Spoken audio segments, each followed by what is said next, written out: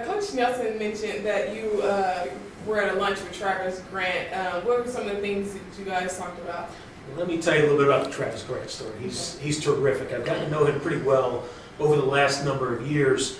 He was inducted in the College Basketball Hall of Fame here in Kansas City. This past year we inducted him into the NAIA Hall of Fame, and I've had the opportunity to spend quite a bit of time through those occasions, plus a bit of other social time with him as well, and I've got to know his story quite well.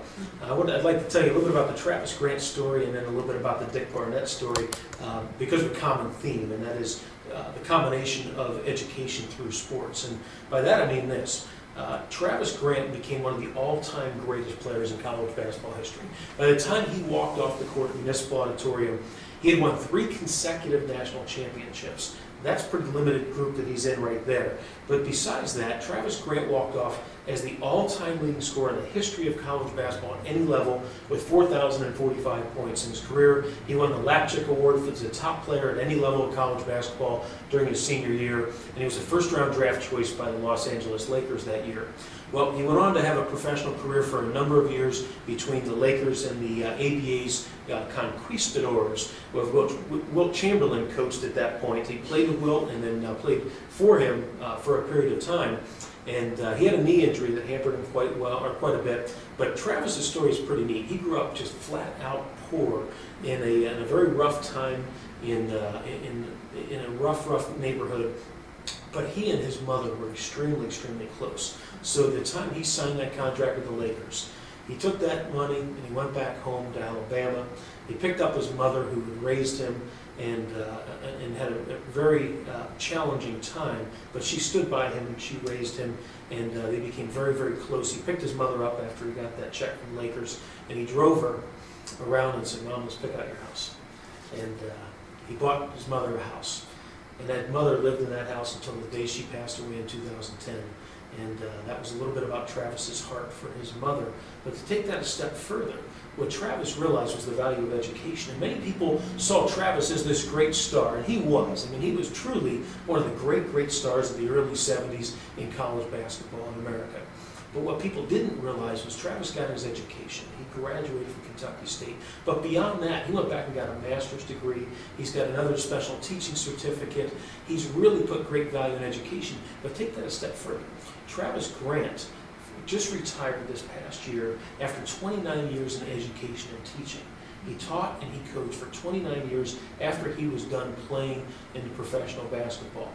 What I think is really neat about the Travis Grant story is he gained great fame throughout the country through basketball, but he really made a great influence through education.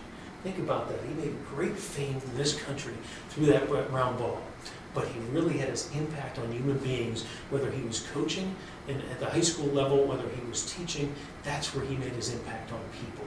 And I think that's going to be one of his great legacies. We'll know him through basketball, but many people throughout the state of Georgia, where he just retired from education, will know him as a coach and as a teacher. And that's where he made his great impact. And I mentioned a little bit about Dick Barnett, who was truly one of the other great stars. And his jerseys hanging from the rafters in Madison Square Garden now, gained great fame through the NAI and through right here at Municipal Auditorium.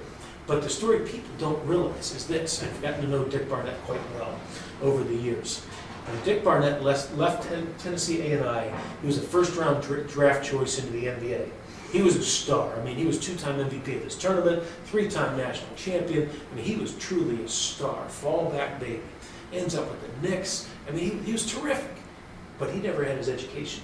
He could care less about school. He was the other end of the spectrum from Travis. He could care less about it. And that's not a happy story. That's not something he's proud of. But here's where the story gets good. It's what people don't realize. By the time he ended up with the New York Knicks, early in his career, he had a terrible injury at that time. Tore his Achilles tendon. He's on the table in the back. They're ready to operate on him. And I said, what's going through your mind at that point? I mean, remember, he won the national title in 1957, 58, 59. So this is the 60s now.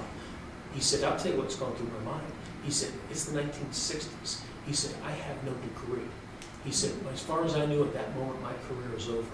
And he said, let's be honest, I'm a black guy without a degree. He was a great basketball player, but I have nothing to fall back on. He said, I'm scared.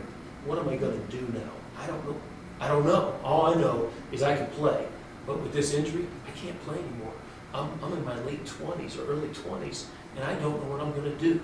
I said, so what'd you do? He said, that moment, when I sat on that table, he said, that was the turning point in my life.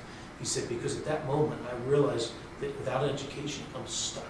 I have nowhere to go. Where's my future going beyond basketball? He said, that moment, I changed my life and decided I'm going to get my education. So while he was playing for the New York Knicks, he went back and got his bachelor's degree. But he didn't stop because he knew that was his ticket. He went on and got his master's degree, and eventually he got his doctorate degree, and today he is Dr. Dick Barnett, who is a world-renowned speaker and author and a tremendous motivator who has changed his life through education. And that's the great Dick Barnett story. We know Dick Barnett, again, through his fame from basketball. But Dick Barnett's influence will be through his writings, through his speaking, because he has educated himself. He has taken the time to get his education and turn himself into a highly educated, highly intelligent person. And I can tell you, if you pulled him aside, that's what he's most proud of. That he changed his life through education. He's changed his influence and his life through education. And I remember asking him, I said, let me ask you this. I said, by the way, he healed. He went back and became a great, great NBA player, of course. But his life and the course of his life was changed. And I said, let me ask you this. What would have happened to you had that happened at that point? Had your career been over and had you not saw the light and gotten your education? And he didn't want to answer that question. He said, I don't want to think about that. He said, that's pretty painful to think about. If I didn't finish my degree, if I didn't get my education and my career was truly over, he said, I don't know where I'd be today. But as a result of his decision to change the way he thought about education, it changed his life for the better. And that is one of the great NAIA stories to me, and the Travis Grant and the Dick Barnetts that have changed their life through education and therefore changed the lives of many, many other people who have looked up to them as idols. The story they can now tell and the influence they now have goes so much beyond athletics, goes beyond basketball to change people's lives. And they've now made a great difference in so many people's lives through education. So I just want to share those stories because I think that's at the heart of who we are as the NAIA, and that's who we are as student athletes and coaches and people, are people that can teach and change people's lives because they've learned through sports about the value of education. Okay. And you spoke at a couple of the Cascade sports basketball camps a couple of times. What did you think about the camp? Well, I think the basic crux of what the camp stood for is really what was important. You know, and speaking with Carlos Nelson quite often, I understand that some of the values are very similar to what we share here at the NAIA. They're familiar and they're similar in the fact that certainly it was a basketball camp, but that wasn't the whole point of it. It was the point of using the ball to make sure these people got their education. In listening to him, he's making sure these people go to class. He's making sure these people seek their tutoring. He understands people understand how to carry themselves with character. I think the whole point of it was really important. Obviously, hey, I'm a basketball junkie. I love this stuff. I can speak the language. I relate to these people. I played and coached. I love this stuff. But I think people through Cascade Sports, like through the NAIA, are being able to see the bigger picture, see the light, if you will, and that was the great value. So I certainly obviously enjoyed my time with the folks at Cascade Sports and at that camp, but I was really pleased to see that it was above and beyond basketball. It had that extra value. I thought it was terrific. Thanks for asking.